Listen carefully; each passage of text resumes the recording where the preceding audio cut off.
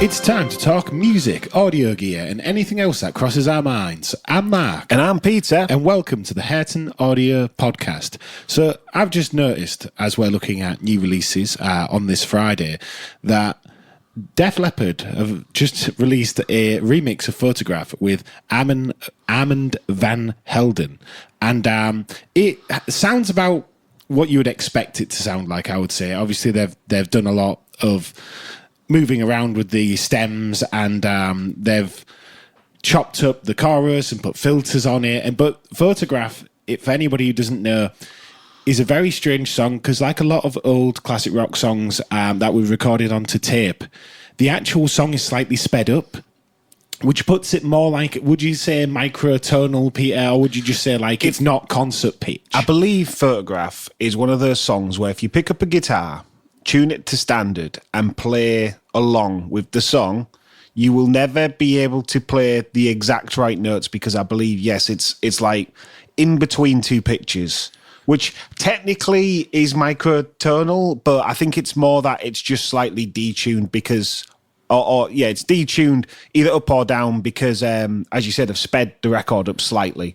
Whether that was to get it under 3 minutes or 4 minutes or whatever they wanted to do. Or make the singer sound higher pitched because that was very desirable in the 70s a lot of the time. Yeah, So with this coming out, it made me think like, when is it acceptable to put like an officially released remix out? Like probably a big remixer as well, like Armand Van Helden or any of these guys who are like pretty big in the EDM scene. When is it acceptable for a classic rock band to open up their sort of vault or like greatest hits catalogue and say, these songs are fair game for people to make official EDM remixes out of? Because a lot of the time I question why bands like Queen and stuff haven't done this already. It's a great way to just release another CD with very minimal effort from like the band and the estate of that band.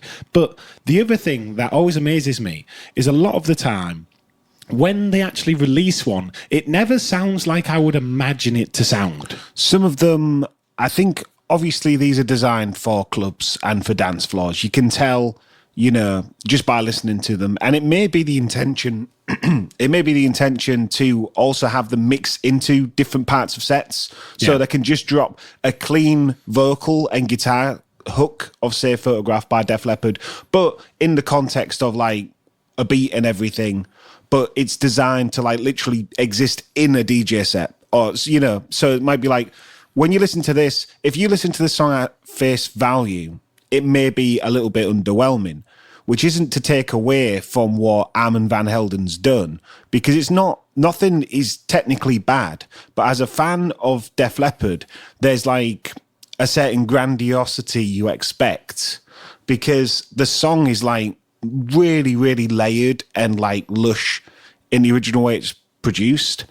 And this remix is, with it being like, I want to say it's like a deep house sort of remix. It's very minimal, isn't it? Yeah, it's very minimal. So you've got like some low end energy and some like vocals in a lot of the mix. So it just sort of comes across, as I said, a bit underwhelming. But it's all about context. Like it allows you to, what I would think is that the point is to allow you to have an easy and clean sort of vocal hook that you can just drop into a mix. Yeah, and one of the best remixes of classic rock songs I can think of is Jump by Van Halen. But the thing is the official remix that was released was Armin van Buren, there we go. We did look this up just to make sure we weren't mixing them up. Yeah. But there's an Audion remix of Jump that, for me, is just really like, it's like the best remix of Jump. The Audion remix, I think we'd found quite early on, and it was like just a mind-blowing remix, because I suppose it does the opposite of what these two other ones that we've discussed is. It actually sort of lives up to the hype and sort of elevates the track sonically beyond like what it had. But the problem with this is when I'm talking about like mixing them, if you actually DJ the Audion remix, it's like that song has, that remix of Jump has so much content that it is hard to like mix it in and out. Yeah, I suppose the dilemma I have a lot of the time is what is acceptable in a DJ set, like from what these remixes are going for, often doesn't tick the boxes that I have when listening to just like a standalone remix on like a streaming service. Like I'm looking for something that's very musical, but also I think I crave like that 2013 EDM sound a lot more than what's been popular at the moment. Yeah. And it's like you say, I think it's understanding the sort of reason why these remixes exist. So it's like the audio one's just assumably a fan-made bootleg because it's not officially released by Van Halen. So it's like audience sat there and gone, I'm going to just, make something that I want to make. And, whether he's DJing it or not, that sort of doesn't really matter. It's like, that's the goal with that one. Whereas I do believe like a lot of the other ones that you hear are made for DJing in particular. And that's because somebody will be like, I really want like the hook of Owner of a Lonely Heart by Yes, but there's just too much going on. The track's a bit loose because, a lot of these tracks aren't recorded perfectly in time. Even if they are recorded to clicks, they are live performed, a lot of them. So they're still a little bit loose on the grid. And I imagine in the heat of a DJ set, the last thing you want to be doing is sat there jogging the wheel non-stop because this track's so loose. You want things to be, preferably easy. And that's the big reason why a lot of these songs aren't actually remixed professionally. Like they don't have official remixes out because these songs are not ideal like stems for remixing. They are often recorded.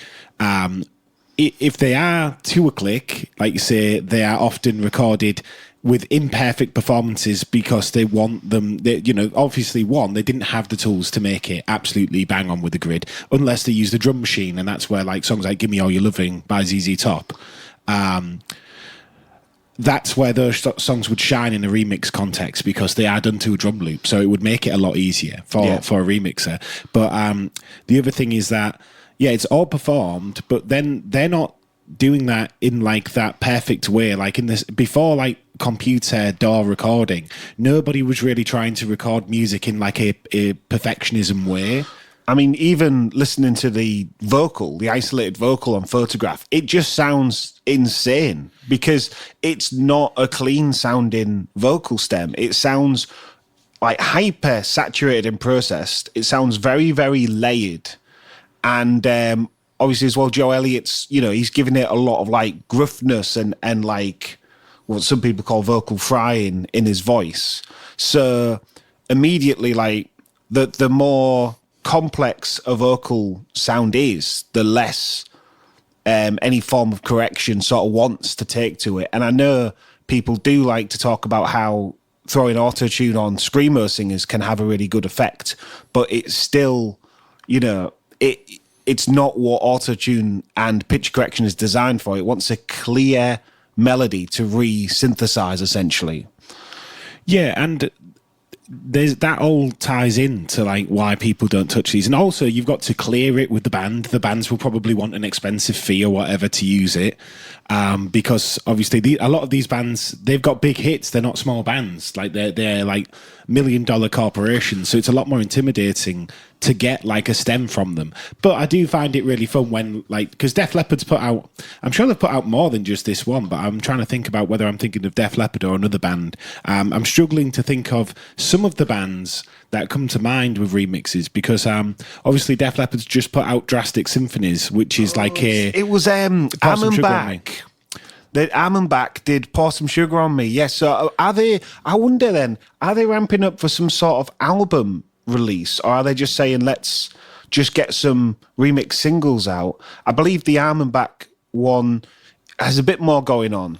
Yeah, definitely. It's in between the two sort of factors of a DJable song and like a listenable song, like just if you sat listening and chilling, you can put it on. The Ammonback one sort of lands in between where it's like a little bit of both sides of that. But yes, I think it's super cool. Like even if the remixes come out and, as a fan of the band, you go, that's not really for me. I would rather bands do it. I do think like a lot of people would jump at the chance to do an official remix of Queen. And I don't understand why whoever, is it Disney now that own the rights to Queen? Disney currently own it, but I think Sony's buying it off Disney now. Yeah, either way, whoever ends up with the catalogue, I think it just seems like such a wasted opportunity to not have an officially released and curated Queen remix album, because some of them songs, you know, would really lend themselves to it. But also, you can also use the thing of, well, people are going to bootleg it anyway, so why be too precious about it? But also, you could do something very cool and then maybe introduce the tracks to like younger audiences. And, you know, it's not so poignant with Queen because they've already like Butchered jumped the to tracks so with- many younger audiences. But what was you going to say? I was going to say they've butchered the tracks with the Flash Gordon cleaning the commercial adverts. with the Yeah, dog and stuff. I mean, they've done so many things that you could technically classify as a remix or like as a reinterpretation. They just tend to do it for adverts and stuff. Yeah, and anybody who's wondering about the ethics of this, saying, well, maybe what would Freddie Mercury have wanted this? I mean, his dying wish was for everybody to make money off of his music, essentially. He said, just don't make it boring. That's what he said. So I think that his legacy, he would love this sort of stuff anyway. If he was alive, I imagine we would have heard Freddie Mercury go into tons of electronic music anyway. They already were, essentially, in the 80s. If Freddie was already big in like the, where was it? Was it the Munich club scene or was it the Berlin one? No, it was the Munich one, I believe. It could probably both, though. Obviously, his solo albums are very dance orientated and he was already doing a lot of remixing and stuff anyway in the 80s. So he would definitely have been on the very early 2000s house bandwagon, Yeah. never mind the late EDM, like 2013 to 2017 EDM bandwagon. He would have done it all. You'd have seen Freddie probably go through the motions of every single iteration of dance music. Yeah. Because he was there at the start. There is some Queen remixes, like one of the most famous ones is the Ra mix of Under Pressure, which is on Queen Platinum Collection Volume 3. And there's some, I've got a vinyl of some remixes from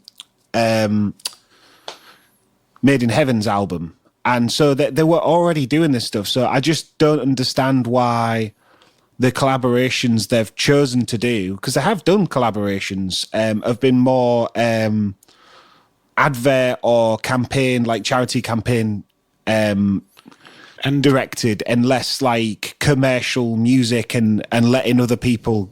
I mean, they did just do this thing, didn't they? Was it for YouTube? I can't remember what it was for, where they did Radio Gaga and they had a load of artists reinterpret Radio Gaga, which was quite cool. And one of them actually did get released, but it's like, that's like a step in the direction of what we want to see. Like, I would love to see, you know, just a load of the, you know, not even necessarily the biggest DJs, but just DJs who really want to get involved with some of Queen's songs and try like a dream remix, just to have a go. Also, the William Orbit mix of Let Me In Your Heart Again was like the better version out the two that was released as well, wasn't it? Yeah, because I think if you're a fan of the later half of Queen's catalogue, and that's what was really cool with the William Orbit mix of Let Me In Your Heart Again, you had like a 70s Queen version on the album, and then that remix was like a 80s, like more like the Wax version, and it was, you know, but obviously, you know, it was still more modern than what Queen was doing on the Wax, but definitely was more reminiscent of that.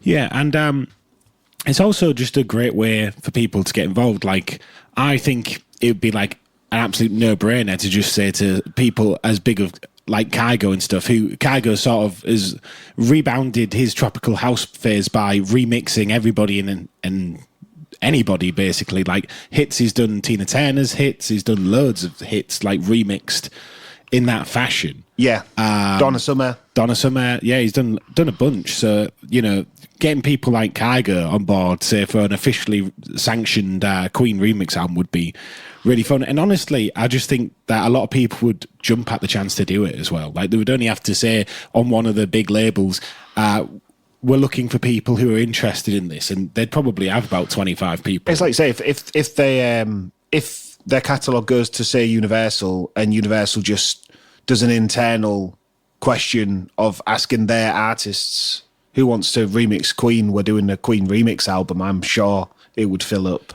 You see, although I don't know how the technicalities of that work. What a lot of people forget about with when we talk about remixing is a lot of these classic rock bands had remixes via like 12-inch mixes. So they had on vinyl, you get the single, and then you'd have a 12-inch mix, and it would have like a very extended, overblown sort of like 10-minute remix. So if anybody is young enough to not understand why it's a 12-inch remix, your single would be 7-inch vinyl.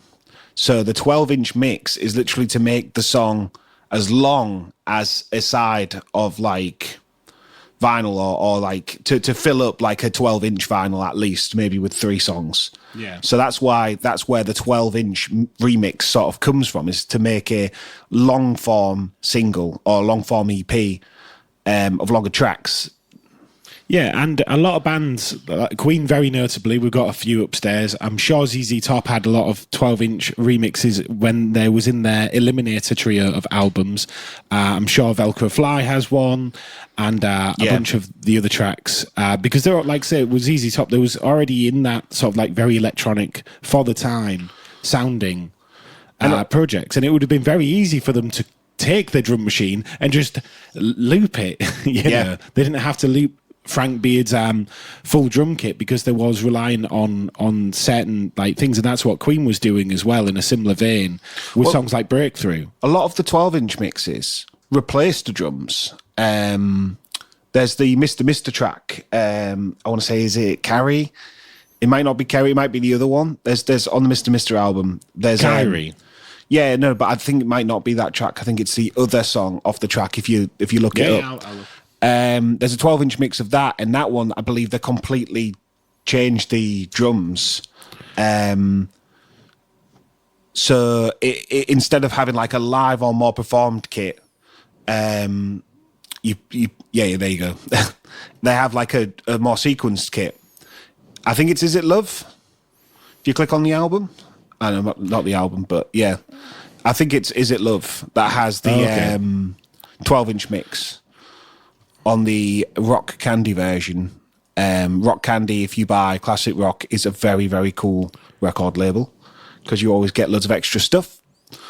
Yeah, and I think it's just a fun way of doing content. Like, I think a lot of people feel starved of content and of stuff. Like, I know that the demand even is there, because like you say, when you go on YouTube Music and you type classic rock remix, there's hundreds of remixes, and so many of them have a lot of plays, and people are always seeking out these like silly renditions of old songs that they know, because it's like they know the song and then it's on like a new beat and it's exciting and it's fun. Because sometimes you get numb to like music you've listened to 1,000 times and you want to hear it in a new context, and I think remixing can be really, really entertaining for that, because it also means like if you're like in like some sort of dance orientated like party or you know, like a friend group or anything that listens to more dance music, you could queue up like a classic rock song but a dance version, and people might be like, oh, this is interesting. I remember the Bambi remix of Another One Bites Dust, which you can still find on SoundCloud. It's really, really fun. I mean, just stuff like that was on one of the articles I looked at. Was it really? Yeah, with the classic rock, best classic rock remixed.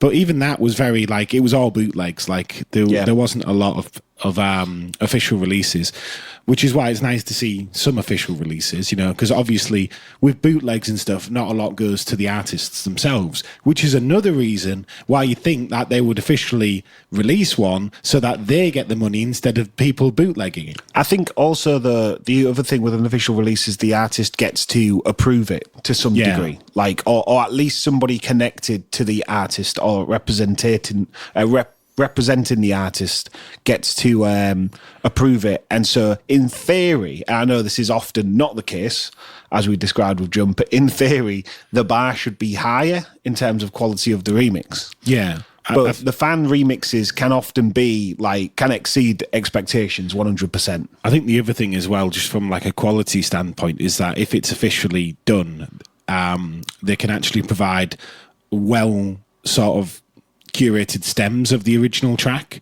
And I know the other thing that makes this tough is like not all the tracks have isolated lead vocal stems, or you may have a lot of effects that are printed onto the vocals. I think that's the problem you had with Photograph, is that you listen to the voice and it was like, well, this might have like a doubler and a chorus and all sorts on it. You know, by the time you actually get to the soloed vocal stem, never mind delay, reverb and all that, and that puts you in a box. Like when you're remixing, you have to say, right, well, it has all these effects on, so I can't do these sort of things. Like, you can't add out auto-tune and stuff as easy. We've got stem separation built into most software now, but I think it would be a very, very long time, if it's even possible, to take a step like, say, Photograph and say, right, take all of the effects off. Like, undouble it, remove, you know, like, stack the layers out. So, yeah, I mean, imagine taking Bohemian Rhapsody and taking one of the layered versions and being able to, with like machine learning, separate all three of the individual vocals out of a stack and then take off the individual effects. I mean, that technology is still not even like... Even with isotopes, like deep scrub technology, it's still very difficult. You almost need to be like an audio scientist to sort of know what to you know, like, because you get that full like graph of color that you get to edit, the spectral editors stuff. Because I think Melodyne, you can tune chords, so that's like close, but it's not the same as being able to separate them and then take the effects off, which, you know, I still think it's like, contextually, how are you supposed to tell a piece of software what is a vocal and what is an effect? Because every room and every voice is different, every mix is so different. I mean, I think a lot of people, it blows their mind that the basic sort of stem separation is now very, very accessible. So it does make you wonder, though, like, what's the limit? How far can the stem separation technology go? I think if it can just improve the quality of the high end when separating vocals and drums, that would be the biggest difference, because it can do it to a subtractive state, but what is not very good is like soloing.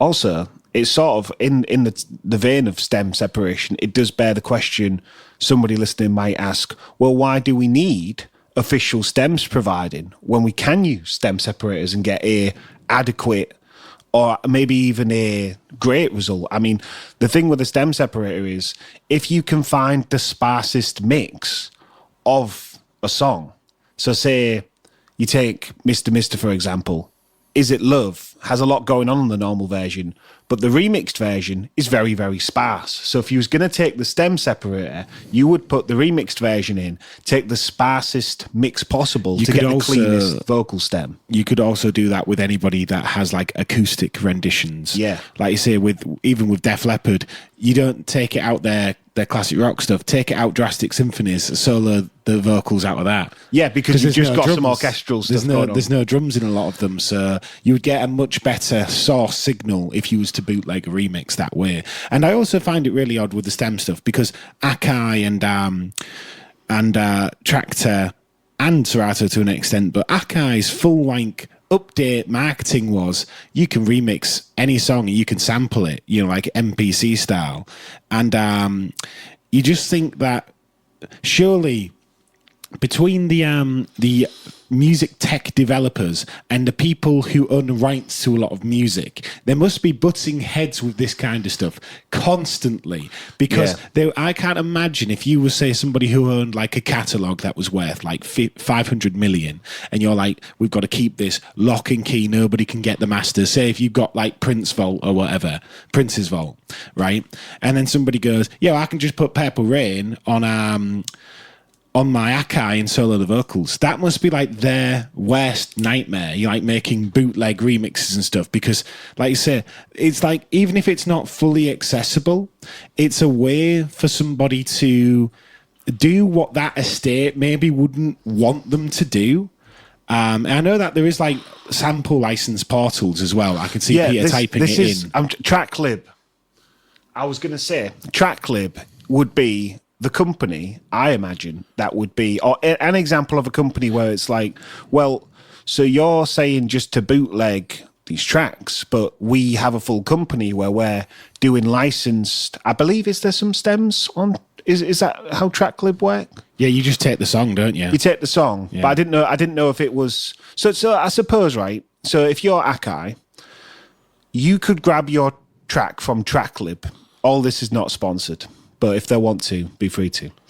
So you could take your stereo from Tracklib, because I don't see any stem separation built into it as of yet. And then you could actually stem separate it with the Akai. And that you would have a license to use that, because Tracklib, the full way it works is... Oh, I see what you're saying. You get the license to sample it built in. I think you have to do some sort of form. Yeah, you have to. It's in there though, so you have to get the license for it in Tracklib. Unlimited sample clearances, including Max and Pro plans. So you basically have unlimited sample clearance to a library of royalty-free sounds. So it's quite weird, this, right? Because you don't actually see... I'm struggling to see any big artists that I know. There is some... Well, a lot of them are like what you would call like deep cuts or crate digging finds, where these are on labels, but maybe they're catalogues that people aren't super interested in. And so Tracklib is a way to monetize that artist's catalogue. And they're not precious about it, whoever owns the rights. But yes, that's a great way of showing like the possibility of the stem stuff, because then you could be like, right, well, I really like this sample, but this vocal is getting in the way. But then you've obviously got the license to go with it, so it's not as much of a problem. But I know a lot of people don't really care too much about licenses, especially when it comes to like YouTube and SoundCloud bootlegging. But it is a shame if you spend a long time on a track and it gets like immediately like DMCA'd or whatever it is, or if you have to pull it. So if I could give you like an option here, Peter, what would be the song/remixer that you would want to see remixed, like on a fictitious sort of classic rock remixed project? I would like to see a song like Princes of the Universe by Queen. Ooh, can you imagine? Remixed by... let me think. I know it's hard on the spot, but I just thought it'd be fun. Oh, can you imagine Madian doing Princes of the Universe? He'd be up for that, I reckon. Can you imagine? Because that sort of like, that seems like more his wheelhouse, because it's a bit off kilter, but also it's quite grand. Like the reason why I'd say Madian is because, you know, when I think of people like Calvin Harris or David Guetta or anything like that, the more standard stuff, you know, I think they could put a really good beat behind it, but Madian would do something very, very big sounding to me. Yeah. I'd also be very interested to hear, can you imagine like Justice remixing like a Queen, like a 70s Queen track? That would like actually, March of the Black Queen or something. Yeah, that would be quite a good pairing, to be honest. Very brooding in both imagery and like topic. And also just Daft Punk, just so anything to attempt to get Daft Punk to release new music. Yeah. Just so we can dream. We can dream.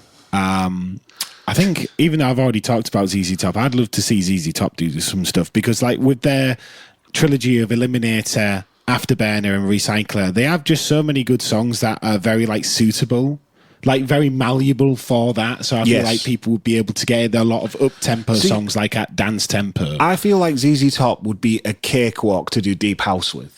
Yeah, it probably would, because it's all like a hook line and then it goes into guitar. Deep house, I'm going to say a really hot take. Deep house seems very derivative of blues.